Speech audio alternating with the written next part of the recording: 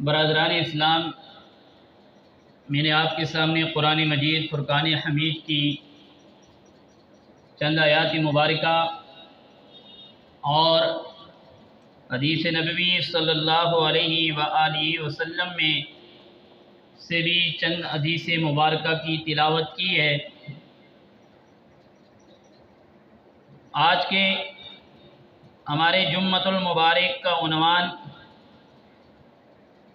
مقام نبوت، کہ یہ نبوت کا مقام کیا ہے، نبی کون ہوتا ہے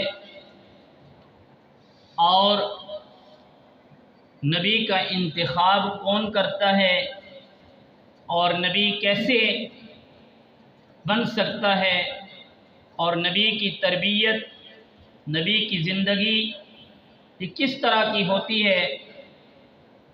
آج کا ہمارا عنوان مقام نبوت ہے۔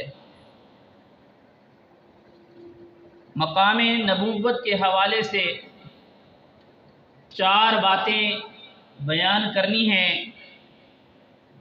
کہ نبی منتخب ہوتا ہے۔ سب سے پہلے یہ ذہن میں رکھ لیں کہ نبی جو ہوتا ہے وہ منتخب ہوتا ہے، اس کا انتخاب کیا جاتا ہے۔ کوئی شخص خود بخود نبی نہیں بن سکتا، اس کا انتخاب اللہ کی ذات کرتے ہیں۔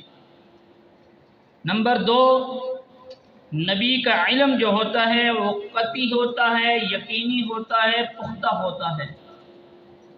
ایسا نہیں کہ نبی نے جو خبر دی وہ خبر جھوٹی ہو جائے، یہ نبی کی شان کے خلاف ہے۔ نبی کا علم قطعی ہوگا، یقینی ہوگا۔ کیوں؟ کہ نبی کی گفتگو، نبی کی بول، نبی کی گفتار، نبی کا کردار وہ اللہ کے حکم سے ہوتا ہے۔ اور نمبر تین، نبی معصوم ہوگا۔ معصوم کا مطلب کہ وہ ہر گناہ سے، کبیرہ صغیرہ، چھوٹے بڑے ہر قسم کے گناہ سے معصوم پاک ہوگا، اس سے کوئی گناہ سرزد نہیں ہوگا۔ وہ اللہ تبارک و تعالیٰ کی ذات کی طرف سے معصوم ہوگا، اللہ ان کو ہر قسم کے گناہوں سے پاک رکھیں گے۔ اور نمبر چار، نبی ہر حال میں بندوں میں بندہ ہوگا اور کامل انسان ہوگا۔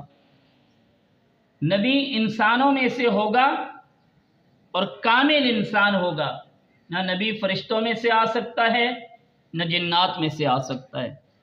نبی کی خصوصیت یہ ہے کہ وہ انسانوں میں سے ہوگا۔ یہ چار چیزیں آج کے جمعۃ المبارک کا عنوان ہوں گی کہ مقام نبوت کے حوالے سے چار باتیں ذہن میں رکھنی ہیں کہ نبی کی شان کیا ہے، نبی کون ہوتا ہے، نبی کو منتخب کون کرتا ہے، نبی کا علم کیسا ہوتا ہے، نبی معصوم بھی ہوتا ہے، اور نبی کا جو علم ہوتا ہے نبی انسانوں میں سے ہوتا ہے اور کامل انسان ہوتا ہے۔ یہ چار باتیں قرآن کریم فرقان حمید کے اندر اللہ تبارک و تعالیٰ کی ذات نے بے شمار جگہوں پر انبیاء علیہ الصلاۃ کے تذکرے فرمائے اور ان کا مقام اور مرتبہ بیان فرمایا۔ وَتِلْكَ حُجَّتُنَا آتَيْنَاهَا إِبْرَاهِيمَ عَلَى قَوْمِهِ نَرْفَعُ دَرَجَاتٍ مَّن نَّشَاءُ إِنَّ رَبَّكَ حَكِيمٌ عَلِيمٌ۔ اور ہم نے حضرت ابراہیم علیہ السلام کو ان کی قوم کے مقابلے میں دلائل، مرتبہ یہ عطا کیا۔ ان کی قوم کے مقابلے میں حضرت ابراہیم علیہ السلام کے نام سے تو سورۃ ابراہیم قرآن کریم کے اندر موجود ہے، اور بے شمار جگہوں میں حضرت ابراہیم علیہ السلام کے واقعات قرآن کریم کے اندر موجود ہیں۔ نرفع درجات من نشاء، اور ہم نے یہ ان کو درجات، بلندیاں عطا کی۔ ان ربک حکیم علیم، بے شک آپ کا رب حکمت والا اور جاننے والا ہے۔ آگے فرمایا وَوَهَبْنَا لَهُ إِسْحَاقَ وَيَعْقُوبَ، اور ہم نے ان کو اسحاق و یعقوب عطا کیے، کلن ہدینا ونوحا ہدینا من قبل ومن ذریۃ داود وسلیمان وایوب ویوسف وموسیٰ وہارون وکذلک نجزی المحسنین۔ اور اسی طریقے پر ہم نے حضرت ابراہیم علیہ السلام کو اسحاق علیہ السلام، یعقوب علیہ السلام عطا کیے، اور نوح علیہ السلام کی اولاد کے متعلق بھی ان کو بھی اسی طرح ہم نے اولاد عطا کی۔ جتنے بھی انبیاء علیہ السلام آئے وہ سب کے سب اللہ کی طرف سے چنے ہوئے تھے۔ کوئی بھی نبی خود نہیں اس نے کہا کہ میں نبی بن گیا ہوں، بلکہ اس کا کلام، اس کی گفتگو اور اس کی زندگی جب وہ پیش کرتا تو کہتا کہ دیکھو میں نے آپ کے سامنے یہ زندگی گزار دی ہے، اب بتاؤ۔ اس کی گفتگو وہ اللہ کی طرف سے ہوتی تھی، لوگ اس کو دیکھ کر، ان کی گفتگو کو دیکھ کر کے، سمجھ کر کے یہ سمجھ جاتے تھے یہ اللہ کا نبی ہے۔ نبوت عطائی ہے، یہ کوئی اس طرح کی نہیں کہ یہ میں محنت کروں گا تو مجھے اس سے مل جائے گی۔ نبوت اصطفائی ہے، یہ اللہ کی طرف سے انتخاب ہے، یہ ارتقائی نہیں ہے۔ اللہ جس کو چاہتا ہے، اللہ یصطفی من الملائکۃ رسلا ومن الناس، اور اللہ تبارک و تعالیٰ کی ذات جس کو چاہتے ہیں اس کو بندوں کے لیے، انسانیت کے لیے فرشتوں میں اور انسانوں میں سے اس کا انتخاب کرتے ہیں، جس کو چاہتے ہیں۔ کوئی شخص جتنی بھی عبادت کر لے، جتنی مرضی ہے وہ عبادت کر لے، اس کی عبادت اتنی اوپر چلی جائے، اور اگر اللہ کی ذات نہ چاہے تو وہ نبی نہیں بن سکتا ہے، نہ ہی وہ یہ دعویٰ کر سکتا ہے کہ میں نبی ہوں۔ نبی، نبوت اللہ کی عطا ہے، اللہ جس کو چاہتا ہے اس کو نبی بنا دیتا ہے، جس کو نہیں چاہتا نہیں بناتا۔ حضرت نوح علیہ السلام نبی ہیں، بیٹا نافرمان ہے۔ اب کوئی کہے کہ نبی کا بیٹا اور نافرمان، اللہ دکھانا چاہتے ہیں۔ حضرت ابراہیم علیہ السلام کے والد آزر بت بنانے والے، بت شکن، بت فروش، اللہ نے ان کے گھر میں موحد نبی پیدا کر دیا۔ مشرکین مکہ، ان کے ہاں کون کون سی برائی اور بے حیائی نہیں تھی، اللہ نے وہاں پہ آخری نبی جناب محمد الرسول اللہ کو پیدا کیا اور ایک در یتیم کو پیدا کر دیا۔ وہاں پہ بڑے بڑے سردار موجود ہیں، نام و لقب والے، شہرت والے، ڈنکے کی چوٹ والے، لیکن اللہ جس کو چاہتا ہے اس کو نبی بناتا ہے۔ یہ بندے کا اپنا کمال نہیں ہے، اللہ جس کا انتخاب کرتا ہے۔ اللہ یصطفی من الملائکۃ رسلا، اللہ جس کا انتخاب کرتا ہے، وجتبیکم، اس کو جس کا انتخاب کرتا ہے اس کو اپنا نبی بناتا ہے۔ یہ نبوت کسبی نہیں ہے، محنت سے نہیں، یہ عطا ہے اور رب کی عطا ہے۔ 1.25 لاکھ انبیاء علیہ السلام آئے، سب کے سب اللہ کی طرف سے آئے، اور آقا صلی اللہ علیہ وآلہ وسلم پہ آ کر کے نبوت کا دروازہ بند ہو گیا۔ آپ صلی اللہ علیہ وآلہ وسلم خاتم النبیین، اللہ کے نبی نے فرمایا کہ میں اس وقت بھی کنت نبیا آدم بین الماء والطین، میں اس وقت بھی نبی تھا جب حضرت آدم علیہ نبینا علیہ السلام مٹی اور پانی کے بیچ میں تھے۔ ابھی تک حضرت آدم علیہ السلام کا خمیر بھی تیار نہیں تھا، اللہ کے نبی فرماتے میں اس وقت بھی نبی تھا۔ تو اس سے پتہ چلتا ہے کہ نبوت یہ اللہ کی عطا ہے، اللہ جسے چاہتا ہے جب چاہتا ہے اس کو بھیجتا ہے، اس کو دیتا ہے۔ اور جتنی بھی قومیں آئیں اللہ نے ان کے اندر رسول بھیجا، اور جو رسول بھیجے وہ انہی کی زبان والے بھیجے۔ وما ارسلنا من رسول الا بلسان قومه ليبين لهم، اور ہم نے جتنی بھی رسول جس قوم میں بھیجے وہ انہی کی زبان والے بھیجے، انہی کی بستی میں جو وہ زبان بولتے تھے اللہ نے اسی طرح کے رسول بھیجے تاکہ وہ ان کو اچھے طریقے سے اچھے انداز میں ان کو سمجھا سکیں۔ مشرکین مکہ عرب تھے، اللہ نے وہاں پہ عربی نبی کو بھیجا، اور نبی بھیجنے کے بعد اللہ تبارک و تعالیٰ نے ان کے سامنے ان کی زندگی 40 سالہ زندگی گزری۔ 40 سال کے دور کے اندر کسی شخص میں یہ ہمت نہ ہو سکی وہ نبی کی زندگی پر انگلی اٹھا سکتا۔ یہ ہے حفاظت، یہ ہے معصومیت، یہ ہے نبی کی شان۔ جب نبی کریم صلی اللہ علیہ وآلہ وسلم نے نبوت کا اعلان کیا تو مشرکین مکہ آپ کو ساحر، جادوگر، کہانیاں سنانے والا اور اس طرح کے الفاظ تو کہے، لیکن یہ نہیں کہا کہ آپ جھوٹ بول رہے ہو، آپ نے فلاں دن فلاں وقت میں فلاں عمر میں غلط کام کیا، یہ داغ وہ نہیں لگا سکے۔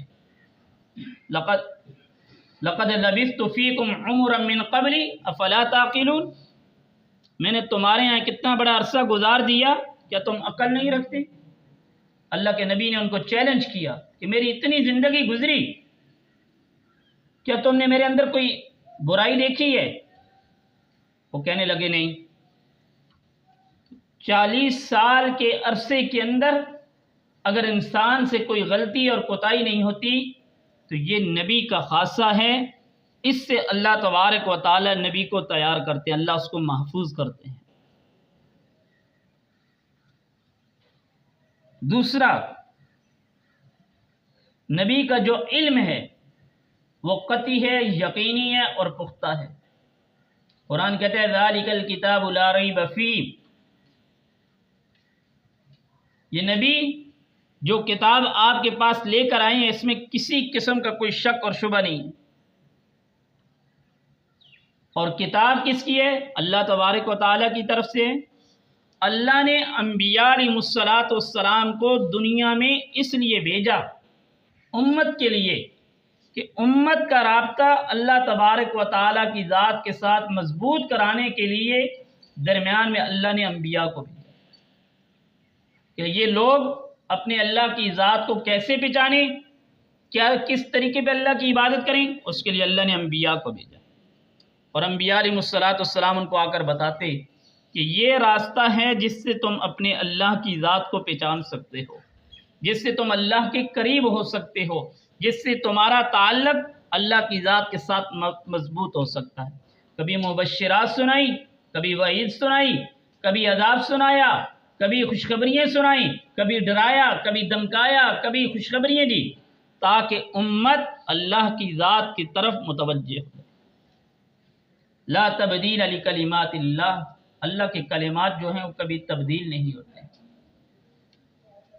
اور یہ علم اللہ کی طرف سے نبی کو ملتا ہے۔ قرآن کہتا ہے وما ينطق عن الهوى ان هو الا وحی یوحی، نبی کو جو اللہ علم دیتا ہے، جو گفتگو دیتا ہے، وہ نبی خود اپنی زبان سے نہیں، وہ جو کچھ اللہ چاہتے ہیں، جب چاہتے ہیں، جو چاہتے ہیں وہ نبی بولتا ہے، وہ اپنی مرضی کے مطابق بول بھی نہیں سکتے۔ تیسری دلیل کہ نبی معصوم کیوں ہوتے ہیں۔ معصوم کا مطلب ہے جو ہر قسم کے کبیرہ صغیرہ گناہوں سے پاک ہو، اور اللہ کے نبی صلی اللہ علیہ وآلہ وسلم نے فرمایا اللہ نے انبیاء علیہ السلام کی جو مٹی ہے اس کو جنت سے لایا ہے، جو بدن ہے یہ جنت سے بنایا گیا ہے، اور جنت کے اندر زندگی ہے،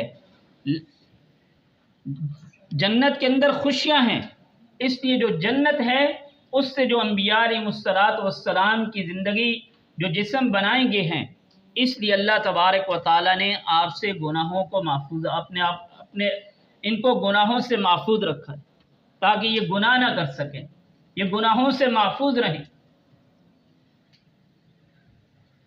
جناب نبی کریم صلی اللہ علیہ وآلہ وسلم کی عمر مبارک یہ بچپن سے اللہ تبارک و تعالیٰ اپنے نبیوں کو گناہوں سے محفوظ رکھتے ہیں۔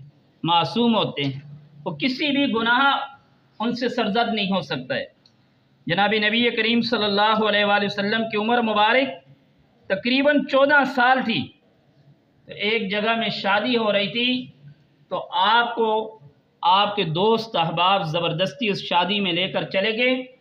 उस शादी का मकसद ये था कि वहाँ पे जाकर रात के वक़्त गाने बजाने, डांस, ये चीज़ें होंगी। अल्लाह का नबी वहाँ पर जब पहुँचा, इस महफिल से अल्लाह ने अपने नबी को महफूज रखना था, वहीं पे जाकर आप बेहोश हो गए। सारी रात बेहोश रहे और आपको कुछ भी पता नहीं चल सका। किस वजह से? कि कल जिस वक़्त अल्लाह का नबी ऐलान नबुव्वत का करेगा, तो कहीं ये मुशरिकीन मक्का ये ना कह दें कि आप जिस वक़्त फ़लाँ उम्र में थे, आप तो हमारे साथ शादियों में ये काम कर रहे थे। अल्लाह ने अपने नबी को महफूज कर दिया। इसी तरीके पर अरब के अंदर एक बुत था बवाना, उसकी बरसी थी, उर्स, हमारे यहाँ जो आजकल मशहूर है उर्स, सालाना, माहाना, तो ये उसकी एक बरसी थी। उसके अंदर अल्लाह के नबी को लेकर चले गए। अल्लाह के नबी ने इनकार किया और अपने चचा अबू तालिब के ज़रिए आपको कहा गया और वो लेकर आप सल्लल्लाहु अलैहि वसल्लम को चले गए। तो आप सल्लल्लाहु अलैहि वसल्लम वहाँ पर पहुँचे, आप बेहोश हो गए और आकर सारा वाक़या सुनाया। उसके बाद आपके चचा ने कहा कि मेरा भतीजा जो है, अल्लाह ने उसको इस चीज़ से महफूज रखा हुआ है, आप इनको इस चीज़ों में लेकर ना जाएं। तो ये नबी जो होता है ये मासूम होता है, वह हर किस्म के गुनाह से अल्लाह तबारक व तआला की ज़ात उसको मासूम रखते हैं, उसको हर किस्म के गुनाह से महफूज भी रखते हैं। और सबसे बड़ी दलील जो आप सल्लल्लाहु अलैहि वसल्लम की, कि आप सल्लल्लाहु अलैहि वसल्लम का जो इल्म, जो आप सल्लल्लाहु अलैहि वसल्लम बशर हैं, कि आप सल्लल्लाहु अलैहि वसल्लम इंसानों में से हैं। क्योंकि जब नबी जिस कौम में आता है, जिस मुआशरे में आता है, वो उन्हीं लोगों में होता है ताकि उनके ज़रिए बात समझाने में आसानी हो, बात करने में आसानी हो। अंबिया अलैहिस्सलातु वस्सलाम के वाक़यात उठाओ, व इला आदिन अख़ाहुम हूदा व इला समूद अख़ाहुम सालिहा लक़द अरसलना नूहन इला क़ौमिही, कि जितने भी अंबिया अलैहिस्सलातु वस्सलाम को अल्लाह ने उनकी कौमों के लिए भेजा,